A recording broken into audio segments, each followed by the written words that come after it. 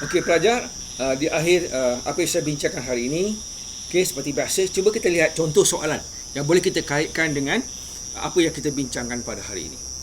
Soalannya contoh, bincangkan faktor-faktor yang membawa kepada dahagi India pada tahun 1857. Itu soalan yang pertama. Ini faktor-faktor yang membawa kepada peristiwa dahagi India pada tahun 1857. Ini soalan yang mudah. Okay, terus saja. Okay, kita perlu memberikan faktor ataupun sebab yang membawa kepada peristiwa dahagi. Ada banyak faktor yang saya berikan tadi. Itu yang pertama.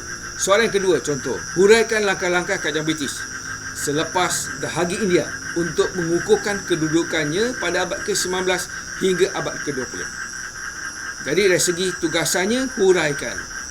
Kehendak soalan adalah langkah-langkah kerajaan British selepas peristiwa dahagi. Maksudnya seperti yang saya jelaskan tadi, itu perubahan yang dibuat oleh British selepas peristiwa dahagi 1857. Okay, apakah perubahan ataupun langkah-langkah yang dibuat oleh British untuk membolehkan kedudukannya di India itu semakin baik, semakin kukuh, dan mereka boleh mengeksploitasi ekonomi India pada waktu itu.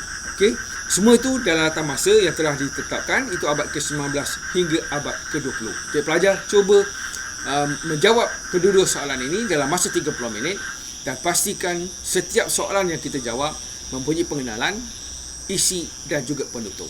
Jadi dalam bahagian yang pertama, perluasan kuasa British di India ini, ada dua perkara yang berlaku, iaitu pertama kita lihat bagaimana pada peringkat awal perluasan kuasa British itu melalui syarikat India Timur Inggeris yang diberi kebenaran oleh kerajaan British ataupun mewakili kerajaan British untuk mengukuhkan dan memperluaskan aktiviti perdagangan British di India. Dan selepas berlakunya peristiwa dahagi pada tahun 1857, British melihat bahawa kegagalan syarikat India Timur Inggeris menguruskan pentadbiran British di India dengan baik.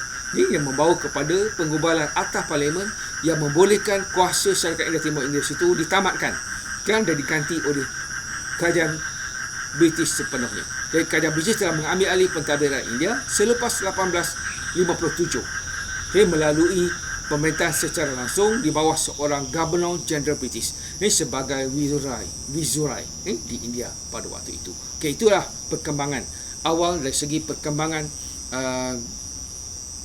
nasionalisme di India, kesan daripada perluasan kuasa British di India.